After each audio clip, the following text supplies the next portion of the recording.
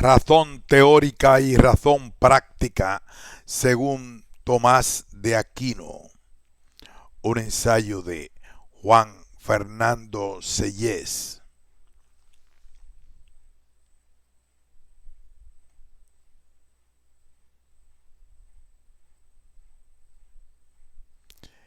Introducción. Es oportuno sacar a la luz un estudio sobre los usos de la razón, el teórico y el práctico, tal como las entendió Tomás de Aquino a lo largo de su entera producción, en quien en esta temática influyó decisivamente Aristóteles. El fin de esta exposición es ayudar a esclarecer el actual estado de la cuestión debatida en torno al tema de la distinción entre conocimiento especulativo y conocimiento práctico. A la investigación de los diversos actos u operaciones inmanentes y de los hábitos de la razón debe preceder la averiguación en torno a la distinción entre razón teórica y razón práctica. Se ha contado para ello, claro está, con el entero legado tomista al respecto. Se trata en este tema de sintetizar un asunto muy discutido dentro de la filosofía de corte aristotélico, que es aparentemente sencillo, pero tal vez mucho más difícil de resolver de lo que parece en una primera aproximación. Se intenta buscar de ordinario la raíz de la distinción entre ambos usos de la razón. Para ello se procede a la mera comparación y distinción entre la razón. Para ello se procede a la mera comparación y distinción entre razón teórica y práctica. Otras veces, aunque en menor medida, se distinguen incluso los actos de uno y otro usos racionales. Casi nunca se alude a los diversos hábitos adquiridos de uno u otro uso de la inteligencia. Sin embargo, aludiendo solo a la diversidad de ambos usos racionales en general, e incluso a la de los diversos actos y hábitos de ambos modos de conocer, seguramente tal problema deviene irresoluble. Tal vez esta dificultad solo pueda ser solucionada por superación, es decir, abordándola desde una instancia cognoscitiva superior. Pero un conocer más alto que esos dos usos de la razón, susceptible además de arrojar luz sobre ellos, no puede ser sino el propio de un nivel cognoscitivo que esté ya en acto de entrada, es decir, que disponga de conocimiento nativamente, no adquisitivamente. La filosofía medieval admite, como es sabido, estas instancias superiores a la razón, los hábitos innatos y el conocimiento en acto, al que llama, siguiendo a Aristóteles, entendimiento agente. Los hábitos innatos que describe tal tradición filosófica son, según orden de menor a mayor, el de la sindéresis, el de los primeros principios y el de la sabiduría. Al de la sindéresis lo caracterizan como la fuente de todo el obrar moral, al de los primeros principios o intellectus como el origen de la razón, el hábito de sabiduría como el conocimiento de la totalidad de lo real, conociéndose también uno a sí mismo como formando parte de aquella. El entendimiento agente, por último, es explorado de modo bastante reductivo en esta filosofía, pues no pocas veces se asimila una mera pieza teórica que dé cuenta de la activación de la razón, es decir, una especie de condición de posibilidad de la puesta en marcha de aquella. Sin embargo, la naturaleza de estos hábitos nativos y sobre todo la del entendimiento agente puede ser más hondamente investigada. La solución por superación que aquí se propone al aparente dilema razón teórica, razón práctica, corre a cargo de la sindéresis, de la que el propio Stagirita no trató, de la que en la Edad Media se escribió escasamente, también por parte de Tomás de Aquino, y de la que hasta la fecha se escriba lamentablemente bastante poco, relegando la alusión a ella sobre todo a escritos filosóficos de corte ético. Pero seguramente este enfoque adolece de método cognoscitivo suficiente para reparar en la sindéresis como hábito cognoscitivo y no solamente como impulso motor de la voluntad.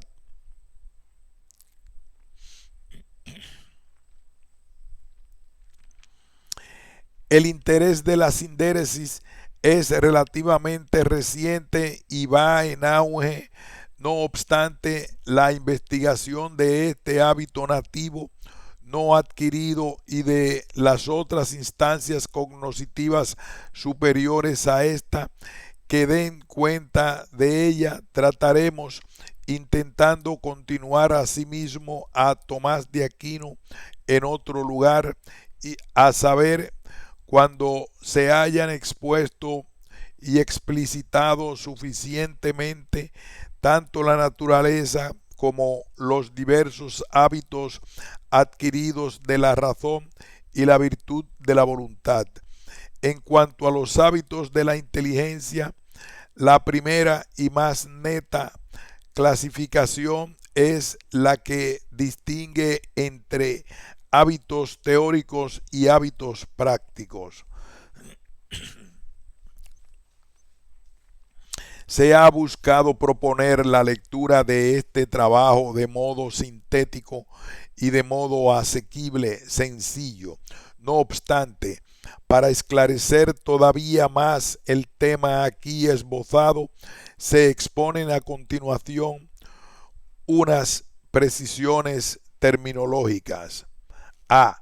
Razón teórica y práctica son, como es sabido, una única potencia, a la que de ordinario denominamos inteligencia, razón, etc., pero que dispone de dos usos distintos, aunque no opuestos. El significado de estas palabras es bastante claro para los filósofos, pero la índole de ese doble modo de conocer ha sido y es constantemente campo de batalla en el que combaten posiciones encontradas. Aquí se presentarán los textos tomistas al respecto y las diversas opiniones sobre ellos se mantienen también para facilitar al lector posibles estudios posteriores. B. Los distintos hábitos de uno y otro uso de la razón se corresponden, según Tomás de Aquino, con distintos actos de operaciones inmanentes de uno u otro uso racionales, dado que tales actos no están al mismo nivel, sino que la distinción entre ellos es jerárquica, como se ha establecido por extenso en otro lugar, y siendo así que la jerarquía cognoscitiva se mide precisamente en términos de conocimiento, pues con unos actos se conoce más que con los precedentes, y precisamente aquello que los anteriores no podían conocer. Los hábitos que se corresponden cognoscitivamente con cada acto son también distintos en orden jerárquico cognoscitivo. Los inferiores son menos cognoscitivos que los superiores y están en función de aquellos. Por eso, Tomás de Aquino no duda en llamar a los que preceden a los más altos potenciales respecto de aquellos. Para rastrear los textos tomistas pertinentes a lo largo de su completa obra, se ha hecho uso exhaustivo de las voces correspondientes del Index Thomisticus. Sin embargo, no se citan las referencias a pie de página según el modo abreviado propio de proceder de esta magna obra, sino siguiendo el modo tradicional de citar, y ello para facilitar al lector no habituado a las nuevas abreviaturas la intelección y búsqueda de los escritos de Tomás de Aquino. Agradezco al Departamento de Filosofía de la Facultad de Filosofía y Letras de la Universidad de Navarra y a su director, el doctor Juan Cruz, el trabajo desarrollado en este ámbito de investigación, y de modo especial al doctor D. Ángel Luis González, decano de dicha facultad, la atenta lectura del presente trabajo, sus observaciones y sugerencias, y también su ayuda en el orden a la publicación del escrito.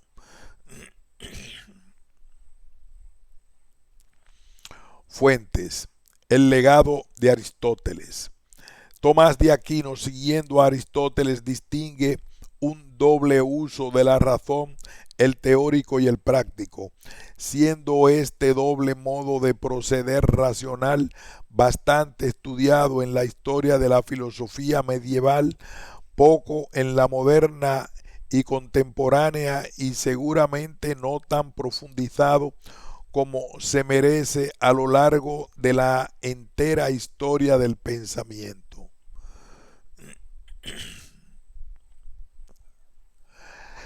La clave de la razón práctica para el estagirita está seguramente en que esta es más potencial que la teórica, pues la teórica se actualiza mucho más intensamente que la práctica y de modo definitivo. En cambio, la práctica va remitiendo poco a poco su potencialidad, pero no acaba de perderla nunca. Ello es así porque mientras que la teórica está abierta a la verdad y al conseguirla se adhiere a ella sin posibilidad de rechazo, la práctica está abierta a muchas posibilidades, es decir, no cuenta con una verdad definitiva o una posibilidad última. Por eso no cierra nunca. Para Aristóteles, el saber práctico es ante todo saber hacer. Es la razón en cuanto que dirige nuestra actividad práctica. Admite tres niveles de racionalidad práctica. A, el del arte, que usa un trabajo productivo de transformación de la realidad externa y cuyas acciones de manipulación sobre la realidad física las llama despóticas, porque someten la realidad a las exigencias que le impone el trabajador o artesano.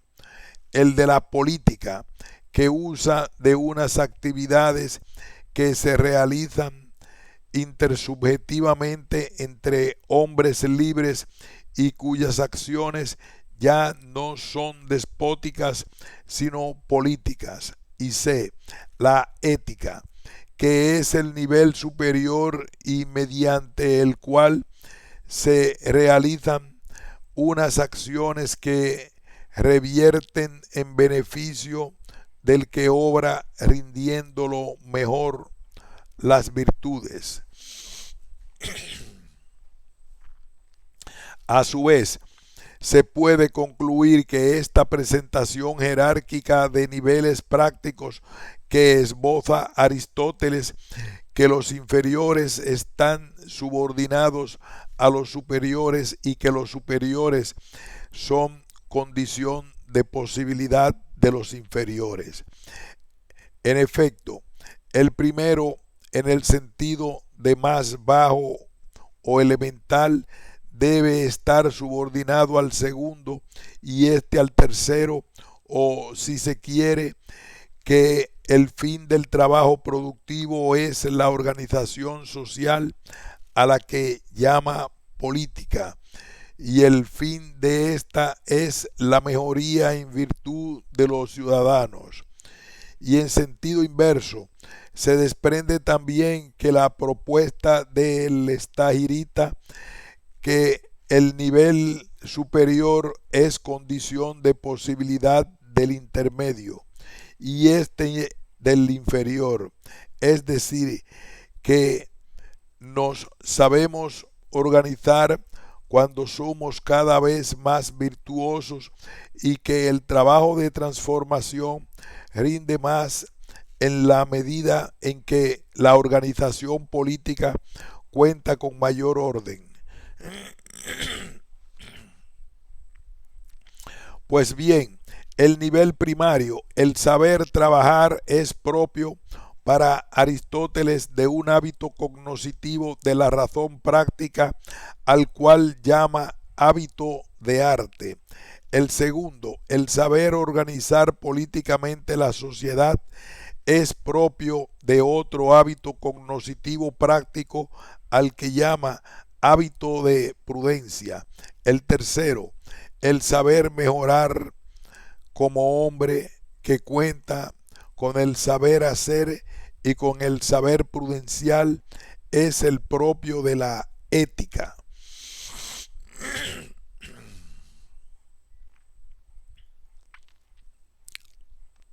Por otra parte, para Aristóteles la voluntad incide de modo claro en la razón práctica, pero esta última consiste ante todo en saber, no en decidir.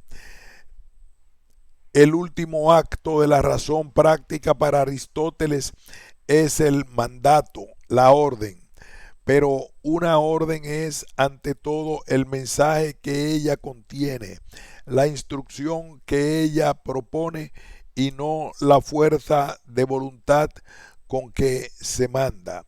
Obviamente, esto no ha sido suficientemente tenido en cuenta en la filosofía moderna, pues, por ejemplo, mandar para Maquiavelo estriba en la fuerza de voluntad con que se mande, como también para los regímenes marxistas o en la filosofía de Nietzsche. También la voluntad general de Rousseau y el imperativo categórico kantiano, que hipotéticamente deben garantizar la paz social, son más voluntarios que propios del saber de la razón práctica. De San Agustín a la cumbre de la escolástica. Por otra parte, la misma distinción entre razón teórica y razón práctica forma parte, como es sabido, aunque con términos un tanto dispares, de la obra de uno de los pensadores cumbre de la filosofía medieval patrística, Agustín de Hipona.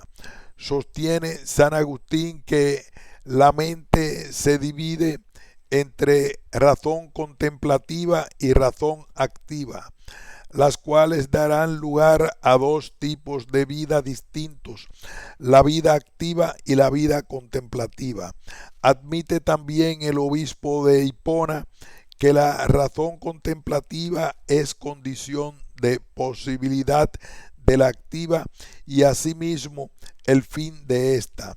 La explicitación de esta tesis, que se afianzará a lo largo de toda la Edad Media, dice que solucionamos los problemas de la vida activa para que la contemplación no choque con inconvenientes. La distinción entre razón teórica y razón práctica se encuentra también en los grandes pensadores del siglo XIII, los inmediatos predecesores de Tomás de Aquino y sus mejores maestros, Alejandro de Hales y Alberto Magno. Para Alejandro de Hales, la disparidad entre uno y otro uso de la razón estriba en que en el teórico hay puro conocimiento, mientras que en el práctico puro afecto. En cambio, para San Alberto Magno, la heterogeneidad entre ambos usos racionales no se toma del afecto, sino que es puramente cognoscitiva, y ello se capta por una serie de notas distintas por su objeto, pues el de uno es la verdad, el del otro la extensión de la verdad al bien, por su modo de formar el objeto propio, a saber, tomando conocimiento desde las realidades o hacia ellas, a re and ad rem, por la realidad a la que se extienden, universal, particular, y por su relación al cuerpo humano, ya que uno prescinde del cuerpo mientras que el otro lo imita y lo mueve. De Alejandro de Hales se separa doctrinalmente Tomás de Aquino en el punto cuando todavía era un discípulo, pues desliga la macla entre razón práctica y voluntad existente en su maestro. A Alberto Magno se sigue casi al pie de la letra, pero desarrollará más que él toda la temática referente a los actos y hábitos de ambos usos de la razón. Por lo demás, el tema está presente en otro de los contemporáneos de Tomás de Aquino, en su buen colega San Buenaventura, con quien mantuvo un respetuoso trato. Para este autor, otro de los máximos exponentes de la filosofía del siglo XIII, período de esplendor del pensamiento medieval, la distinción entre ambos usos racionales estriba en que el intelecto especulativo se hace práctico por extensión de la obra. Obviamente, el tema no pasaría desapercibido para los grandes comentadores posteriores, tanto para los conocedores del legado tomista como para los versados en el pensamiento de San Buenaventura. En este sentido, y a lo largo de todas las épocas, se pueden destacar a título de ejemplo Escoto, Durando, Capreolo, Cayetano, Silvestre de Ferrara, Juan de Soto, Tomás, Suárez, Ramírez, etc.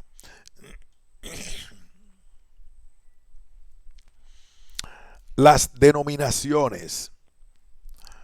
Por lo que respecta a las denominaciones de ambos modos de pensar, hay que mantener que ese es un problema secundario en la filosofía actual, porque buena parte del pensamiento más influyente de nuestros días reduce funcionalmente todo el pensar a su uso práctico, tal vez sin aludir a ello de modo explícito. Ahora bien, entre los que todavía se han ocupado de no echar en saco roto la distinción en los últimos tiempos, es claro que los vocablos más usados son actualmente los de razón teórica y razón práctica. Sin embargo, Tomás de Aquino a la razón teórica la denomina con esta variedad de nombres: inteligencia especulativa, ratio teórica, ratio especulativa, intellectus speculativus, intellectus contemplativus, intellectus teóricos, cognitio speculativa, cognitio teórica, partem animae speculativa.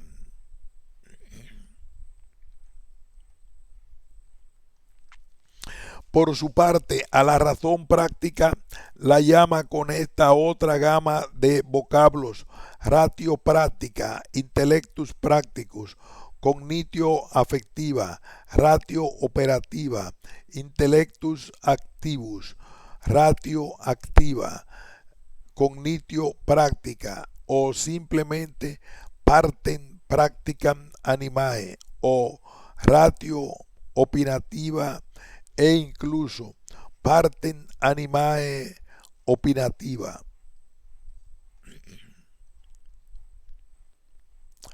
Como se ve, pues, la principal influencia que recibe Tomás de Aquino en el tratamiento de este tema arranca de Aristóteles, sigue en segundo lugar San Agustín y le llega de sus inmediatos maestros, Alejandro de Heilis y San Alberto Magno, ambos buenos conocedores del legado aristotélico, de modo que no solo en el siglo XIII, sino también hoy, quien quiera reparar en la distinción entre lo práctico y lo teórico debe remontarse a la doctrina del estagirita. Acudir de nuevo hoy al tratamiento aristotélico de la distinción entre razón teórica y práctica para dotar de mejores soluciones a nuestros problemas y otorgar mayor calidad a nuestras acciones no tiene por qué suponer un escollo. Reparar en el legado aristotélico no es un retraso para lograr la solución práctica de los problemas actuales de nuestra sociedad, sean del estilo que sean: laborales, funcionales, éticos, de organización familiar, empresarial, política, etcétera, sino que tomar estos temas a Aristóteles como fuente de inspiración puede consistir, para quien quiera adentrar por estos derroteros, en una renovación de las propias energías para emplearlas con mayor acierto en la mejora de nuestro quehacer ordinario y de nuestra sociedad, sin ceder de modo fácil a la aceptación de soluciones meramente pragmáticas.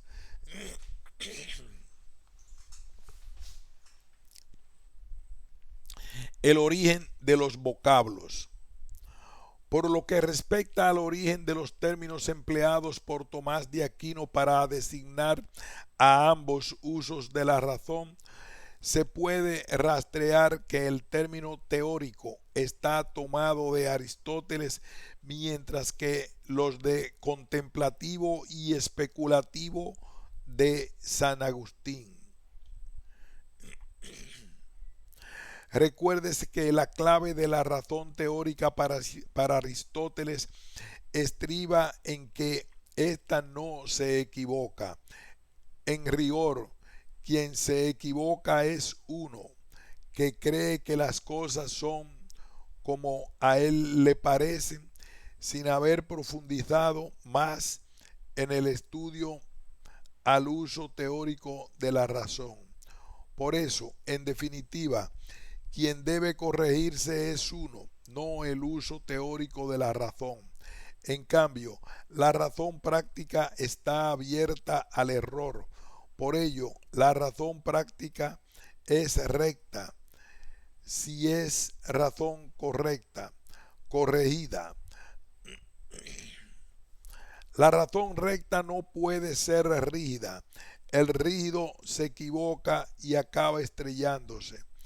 El que acierta es el que tiene, por así decir, cintura, el que se sabe amoldar a las nuevas circunstancias e imbuirlas de sentido cívico y ético, empezando por incrementar él mismo su virtud y la capacidad de su razón práctica.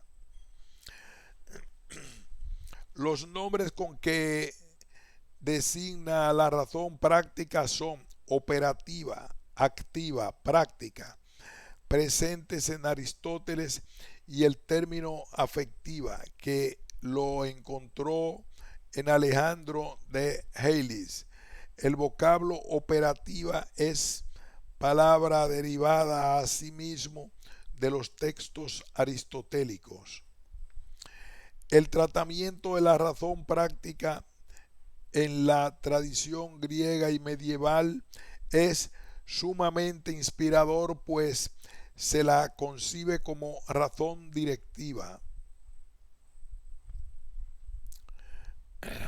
Como ejemplo de razón práctica se podría mencionar la misión actual del buen profesor universitario, que no es quien lo planea y repara todo de antemano y cree que todo saldrá tal cual él lo ha proyectado, porque eso no ocurre nunca. En efecto, el profesor está ante una sociedad siempre cambiante, y esos cambios se manifiestan más en las edades de sus alumnos que en la de sus colegas o sus mayores, y por si fuera poco, está siempre ante las mayores novedades que pueden darse en la historia, que son las personas, en este caso las de sus alumnos, cada una de las cuales es distinta e irrepetible. Por tanto, el progreso académico no puede venir unilateralmente de lo que el docente ofrezca, sino también de la colaboración, convivencia y corrección mutua con el alumnado, aunque sea el docente quien deba marcar casi siempre la pauta. Esto conlleva convivir en libertad, pero libertad para crecer como hombres y como personas, no libertad de hacer lo que a uno le venga en gana. pero respetar la libertad para el crecimiento es justo lo contrario. Por poner otro ejemplo de la manipulación sofística frecuente de los medios de comunicación, las propagandas económicas, políticas, etcétera. Estos métodos de transformación de los ciudadanos son más de carácter despótico que político y, por supuesto, no suelen ser ni éticos ni acordes con la persona humana.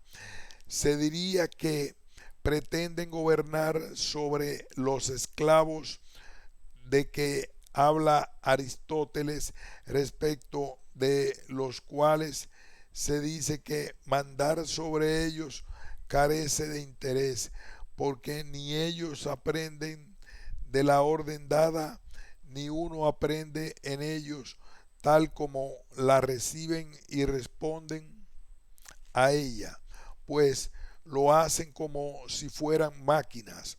O también cabe decir que los que pretenden adocenar a los ciudadanos con tales programas y propagandas, intentando que todos piensen de modo parecido, es mala señal, como denunció el Estahirita, pues el que todos estén de acuerdo sobre lo mismo no es buena señal de salud política.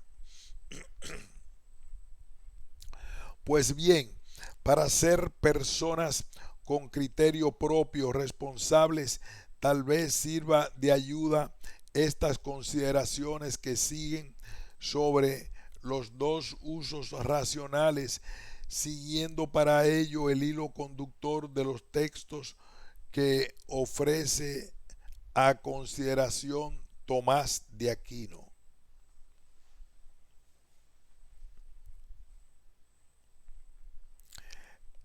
Los lugares clave.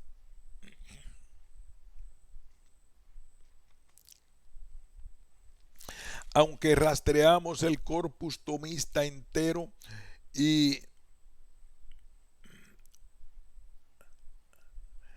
habría que aludir a muchos textos en los que se trata el conocimiento del singular, los pasajes más relevantes en los que Tomás de Aquino se ocupa del tratamiento de la razón teórica y práctica son los siguientes.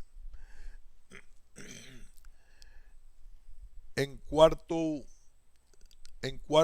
sententiarum, en el libro 1, la distinción preliminar con que se abre el libro tiene un artículo de interés.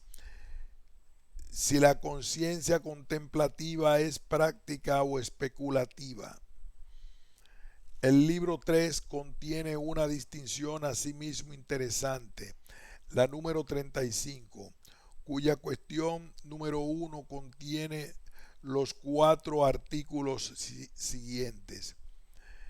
Si la vida se divide convenientemente en activa y contemplativa, si la vida contemplativa consiste solo en el acto de la cognitiva, si la vida activa contiene solo en esas cosas que se refieren a otro, si la vida activa consiste solo en esas cosas que se refieren a otro, si la vida activa es mejor que la contemplativa.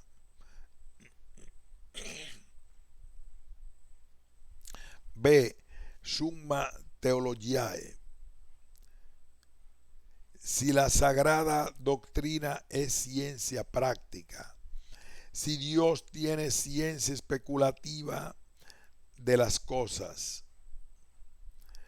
si el intelecto especulativo y el práctico son potencias diversas, si la felicidad consiste en el acto del intelecto especulativo o práctico, si la felicidad consiste en la consideración de las ciencias especulativas, donde se tratan los hábitos especulativos y prácticos de la inteligencia, donde se distinguen las virtudes morales de los hábitos intelectuales. Si el intelecto, que es don, es sólo especulativo o también práctico. Si la sabiduría como don es sólo especulativa o también práctica. Si la prudencia pertenece sólo a la razón práctica o también a la especulativa. Se estudia la distinción entre la vida activa y la contemplativa. Sobre la vida contemplativa, sobre la vida activa, sobre la comparación entre ambas. De veritate. Si las ideas divinas pertenecen a la cognición especulativa o práctica. Si enseñar es acto de la vida contemplativa o activa. De virutibus. Si el intelecto práctico hay virtud. Si en el intelecto especulativo hay virtud. In eticorum. De la recta razón de las virtudes intelectuales, de la prudencia, etc.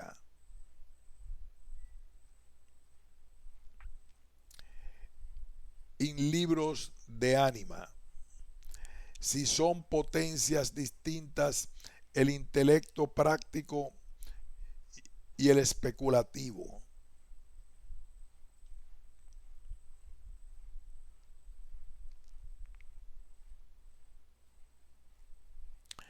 La distinción. Unicidad de potencia y disparidad de fines. La primera tesis a mantener, siguiendo a Tomás de Aquino, ya tradicional, por otra parte, es esta: razón teórica y razón práctica son una única potencia, puesto que las potencias del alma solo se distinguen por razón de la diversa formalidad de sus objetos. Lo particular y universal distingue a los sentidos de la razón, pero no a la razón misma, ni tampoco lo contingente y lo necesario establecen una distinción en la potencia, aunque lo hagan en sus actos y en sus hábitos. Todo eso es accidental con respecto a la formalidad de objeto. El entendimiento práctico y el especulativo no son potenciales distintas. Y la razón es porque lo que es accidental respecto a la formalidad del objeto a la cual refiere una potencia no diversifica esa potencia.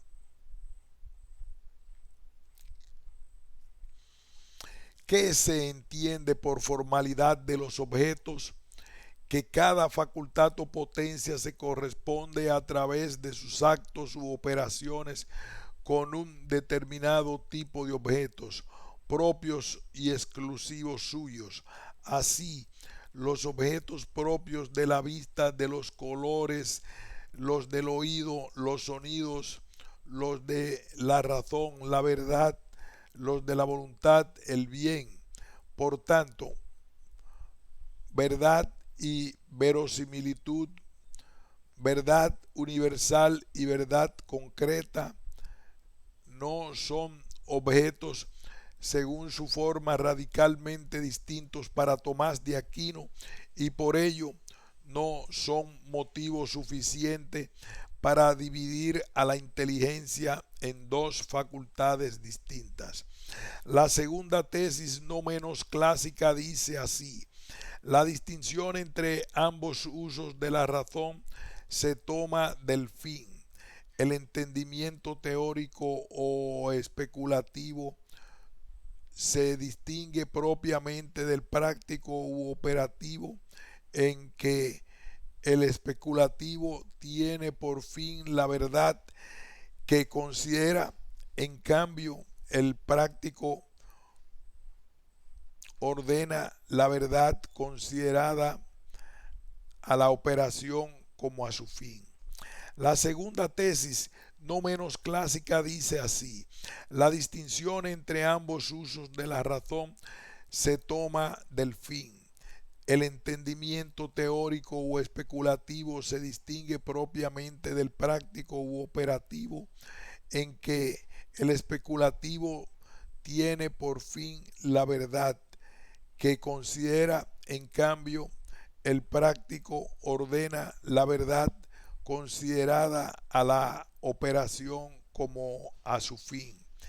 Y por eso dice el filósofo en el libro tercero de Ánima que difieren mutuamente por el fin, y en el libro segundo de la Metafísica que el fin de la especulativa es la verdad, pero el fin de la ciencia operativa es la acción. El objeto de ambas verdad, pero en razón teórica, es la verdad sin más, y en la práctica es la verdad según la que esa verdad se incardina en la operación, siendo directora y regla de la misma. Razón teórica y práctica no se diferencian por el hecho de tener formas tomadas de las cosas o hacia las cosas, a rebus aut ad res, ya que el nosotros, el entendimiento práctico, también tiene las formas tomadas de, de las cosas, aunque en un caso las cosas se comporten como medida de entendimiento en el especulativo, y en el otro, es el entendimiento, el práctico, el que se comporta como medida de las cosas porque causa las cosas. La razón práctica también aprehende de la realidad, pero a la aprehensión de lo real como verdad propia de la razón teórica, la aprehensión práctica añade la de bien. De modo que la razón práctica es segunda respecto a la teórica, pues en caso contrario no sabríamos cuándo estamos ante un bien verdadero o ante un bien aparente. Por eso a ella debemos el percatarnos de que el orden de los trascendentales respecto del conocimiento humano es como sigue. Primero, el ser. En segundo lugar, la verdad. En tercer lugar, el bien. Ahora bien, a la razón práctica solo es causa de aquellas cosas que pueden ser transformadas por nosotros. El efecto solo es propio del conocimiento práctico si éste se une en su actividad a otras facultades humanas que permiten pasar de un acto de conocer, es decir, de la operación inmanente, a la acción transitiva para elaborar un producto tras su proceso productivo. El producto es el efecto, pero no la operación inmanente, porque la facultad de donde nace el acto no es en sentido estricto causa de este. La tetracausalidad opera en la realidad física, no en el conocimiento. La razón práctica solo delibera de lo que está en nuestro poder de lo que puede ser hecho por nosotros. Así, nadie delibera de que existe, pues eso lo sabe. Y sabe también de modo indubitable que no ha sido producto de sus manos. Tampoco se delibera acerca de qué es persona, porque se sabe, o de que es hombre. La razón práctica solo delibera de lo que está en nuestro poder, de lo que puede ser hecho por nosotros. Así, nadie delibera de que existe, pues eso lo sabe, y sabe también de modo indubitable que no ha sido producto de sus manos. Tampoco se delibera acerca de que es persona, porque se sabe, o de que es hombre, porque también se conoce. Evidentemente, caben muchas profundizaciones en el saber acerca del ser de la persona y asimismo acerca de la naturaleza humana, pero de que es persona y de que es hombre, nadie que lo sea lo cuestiona o lo somete a discusión. Tampoco se delibera acerca de que uno vaya a morir o no, porque aunque la muerte no es una necesidad requerida por la naturaleza humana, es un hecho. Todo el mundo sabe que va a morir, y además de ordinario, la muerte no debe estarlo en nuestro poder.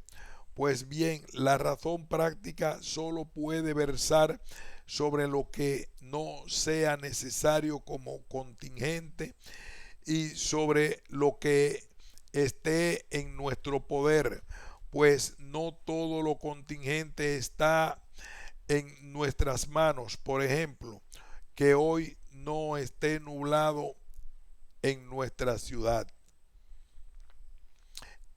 En la referencia a lo contingente y a lo que subyace al poder humano, se distingue la razón práctica de la teórica. En efecto, para Tomás de Aquino, la razón práctica posee actos y hábitos irreductibles a los de la razón teórica.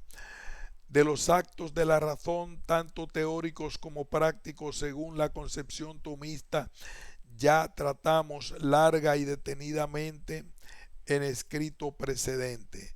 Aquí tampoco se procederá a la consideración de los hábitos, que dejamos para otros escritos posteriores, sino solo a una distinción genérica entre ambos usos. La raíz de esta distinción para Tomás de Aquino estriba en el hábito natural de la sindéresis, cuyo tema son, según él, los primeros principios prácticos.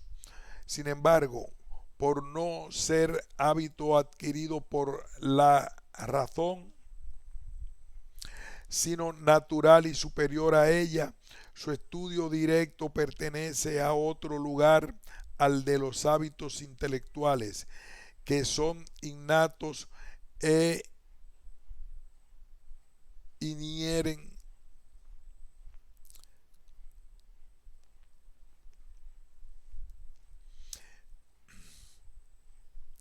a los de los hábitos intelectuales, que son innatos e inhieren en el entendimiento agente. Atendamos pues a la razón y a su doble modo de proceder. La diferencia entre lo especulativo y lo práctico viene dada, decíamos, por el fin de cada una de ellas, y ese fin es corroborado por el estado temporal de la naturaleza humana.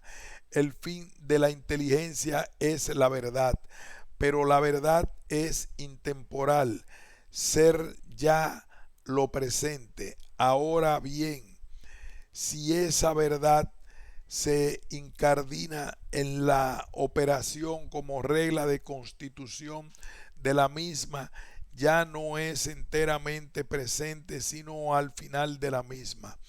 Por eso se refiere al futuro, a lo posible, al no ser todavía, al deber ser.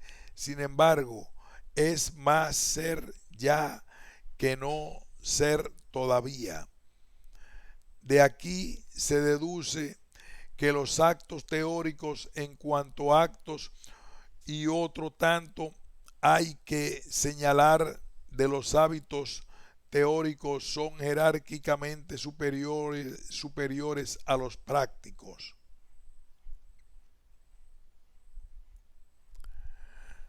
Aquí hacemos una pausa. Continuaremos con el título Contemplar y dirigir.